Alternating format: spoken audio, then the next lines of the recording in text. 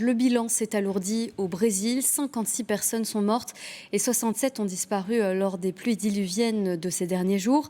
Et elles continuent de s'abattre dans le sud du pays et plus précisément dans une région déjà touchée par des intempéries meurtrières par le passé. Joris Buluc, Romuald Lamorté. Des habitations sous l'eau, des routes détruites par les flots, des terrains qui s'effondrent et des villes entières coupées du monde, sans électricité, eau potable ou internet.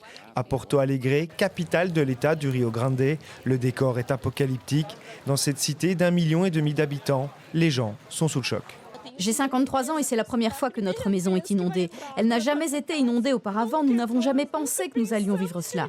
Il y a beaucoup d'eau. Des mètres et des mètres d'eau et des barrages qui menacent de céder, ce qui complique les missions de sauvetage, comme pour les femmes enceintes évacuées en hélicoptère. En tout, plus de 250 localités ont été touchées par ces orages et des milliers de personnes ont dû fuir leur quartier en ayant tout abandonné derrière elles. Nous ne savons pas comment sera notre maison. Les choses pour lesquelles nous avons investi tant de travail chaque jour pour les construire et les acheter. Et maintenant, nous arrivons sans rien. Nous avons tout perdu.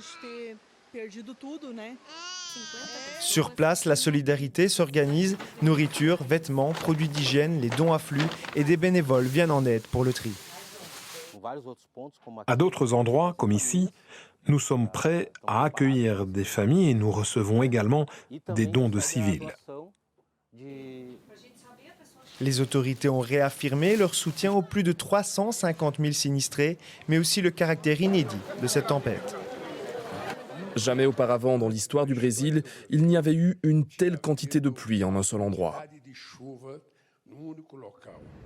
Ces pluies extrêmes devraient encore continuer jusque dimanche. Les experts climatiques estiment que ce genre d'événement devrait malheureusement se multiplier à l'avenir.